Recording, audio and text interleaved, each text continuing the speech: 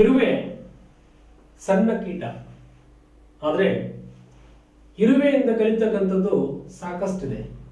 ಆಶ್ಚರ್ಯ ಆಗುತ್ತಾ? ಖಂಡಿತವಾಗಲು ಮನುಷ್ಯರಾದ ನಾವು ಇರುವೆಯಿಂದ ಸಾಕಷ್ಟು ಕಲಿಬೇಕು. ಇರುವೆ ಶಿಸ್ತಿನ ಸಿಪಾಯಿ.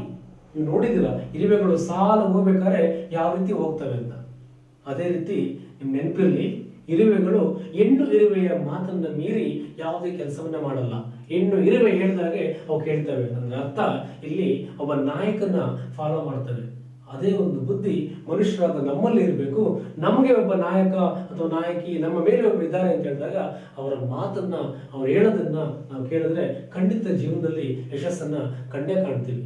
ಇನ್ನು ಮತ್ತೊಂದು ವಿಶೇಷವಾದ ಬುದ್ಧಿ ಏನಪ್ಪ ಇರಬೇಕು ಅಂತ ಹೇಳಿದ್ರೆ, ಅದು ಆಹಾರವನ್ನ ಸಂಗ್ರಹ ಮಾಡಿಕೊಳ್ಳುತ್ತೆ. ಅದು ತನ್ನ ಸಂಕಷ್ಟದ ಕಾಲದಲ್ಲಿ ಆಹಾರವನ್ನ ಬೇಕು ಅನ್ನೋ ಉದ್ದೇಶಕ್ಕೆ ತಯಾರು ಇಟ್ಕೊಳ್ಳುತ್ತೆ.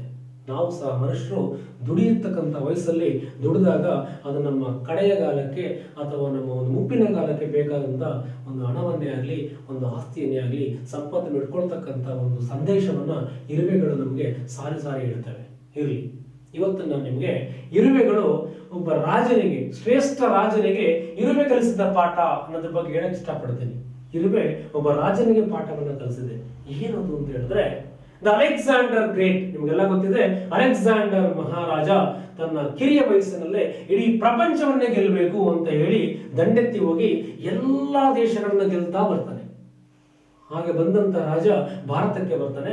ಭಾರತವನ್ನ ಗೆಲ್ಲಬೇಕು ಅಂತ ಬಂದಾಗ 17 ಬಾರಿ ಆತ ದಂಡೆತ್ತಿ ಭಾರತದ ಮೇಲೆ ಬಂದಾಗ ಸೋತೋಗ್ಬಿಡ್ತಾನೆ. ಸೋತಂತ ಅಲೆಕ್ಸಾಂಡರ್ ಹತಾಶನಾಗಿ ಆಫ್ಘಾನಿಸ್ತಾನದ ಗಡಿಯಲ್ಲಿ ಒಂದು ಕಾಡಿನಲ್ಲಿ ಕುಳಿತಿರ್ತಾನಂತೆ. ಆಗ ಒಂದು ಇರುವೆ ಅವನ ಮುಂದೆ ಹೋಗ್ತಾ ಇರುತ್ತೆ. ಆ ಇರುವೆಯನ್ನು ಆತ ನೋಡ್ಬೇಕಾದ್ರೆ ಅದು ಆಹಾರವನ್ನ ಎತ್ಕೊಂಡು ಹೋಗ್ತಾ ಇರುತ್ತೆ. ಆಹಾರವನ್ನು ಎತ್ಕೊಂಡು ಹೋದಂತ ಇರುವೆ ಕೆಲವೇ ಕ್ಷಣಗಳಲ್ಲಿ ಆಹಾರವನ್ನ ಬಿಟ್ಟುಬಿಡುತ್ತೆ. ಮತ್ತೆ ಅದು ವಾಪಸ್ ಬಂದು ಆಹಾರವನ್ನು ಕಚ್ಕೊಳ್ಳುತ್ತೆ, ಮತ್ತೆ ಮುಂದೆ ಹೋಗುತ್ತೆ, ಮತ್ತೆ ಬಿಡುತ್ತೆ. ಹೀಗೆ ಸುಮಾರು 17 ಬಾರಿ ಇರುವೆ ಆಹಾರವನ್ನ ಕಚ್ಚಿ ಬಿಟ್ಟಿ ಕೊನೆಗೆ 18ನೆಯ ಬಾರಿ ಆಹಾರವನ್ನು ಅದು ತನ್ನ ಹಿಡಿತಕ್ಕೆ ತಗೊಂಡು ಮುಂದೆ ಸಾಗುತ್ತೆ. ಇದನ್ನು ನೋಡಿದಂತ ಅಲೆಕ್ಸಾಂಡರ್ಗೆ, ನಾನು 17 ಬಾರಿ ಸೋತಿದ್ದೀನಿ, ನಾನು ಮತ್ತೊಂದು ಪ್ರಯತ್ನ ಮಾಡಲೇಬೇಕು ಅಂತ ಹೇಳಿ 18ನೇ ಬಾರಿ ದಂಡೆತ್ತಿ ಬಂದು ಆತ ಎಲ್ಲವನ್ನ ಗೆಲ್ತಾನೆ ಅಂತಕ್ಕಂಥದ್ದನ್ನ ನಾವು ಕೇಳ್ತೀವಿ. ಇದರ ಅರ್ಥ ಏನು ಅಂತ ಹೇಳಿದ್ರೆ, ನಾವು ಸೋತಾಗ ನಾವು ಧೃತಿಗೆಡಬಾರ್ದು, ಸತತ ಪ್ರಯತ್ನವನ್ನ ಮಾಡಬೇಕು. ಮತ್ತೆ ಪ್ರಯತ್ನವನ್ನ ಮಾಡಿ ನಾವು ಯಶಸ್ಸನ್ನ ಕಾಣಬೇಕು ಅಂತಕ್ಕಂಥದನ್ನ ಇರುವೆಯಿಂದ ಅಲೆಕ್ಸಾಂಡರ್ ಪಾಠವನ್ನ ಕಲ್ತಿದ್ದಾನೆ. ನಾವು ಅಷ್ಟೇ. ನಿಮ್ಗೆ ಗೊತ್ತಿರುತ್ತೆ ಮಕ್ಕಳೇ, ಕೆಲವರು ವಿಶೇಷವಾಗಿ ನನ್ನ ಸ್ನೇಹಿತರಿಗೆ ಇಷ್ಟಪಡ್ತೀನಿ, ನೀವು IAS ಅಥವಾ IPS ಅಥವಾ KS ಎಕ್ಸಾಮ್ನ ಕಟ್ಟಿರ್ತೀರ. ನೀವು ಮೊದಲನೇ ಪ್ರಯತ್ನದಲ್ಲೋ ಅಥವಾ 2ನೇ ಪ್ರಯತ್ನದಲ್ಲೋ ಸೋತ್ರೆ ಹತಾಶರಾಗಬೇಡಿ. ಮತ್ತೊಂದು ಪ್ರಯತ್ನವನ್ನು ಮಾಡಿ ನೀವು ಖಂಡಿತವಾಗ್ಲೂ ಗೆಲ್ಲಬಹುದು. ನೀವು ಅನ್ಕೊಂಡಿರ್ತಕ್ಕಂಥದ್ದನ್ನ ಸಾಧನೆ ಮಾಡಬಹುದು.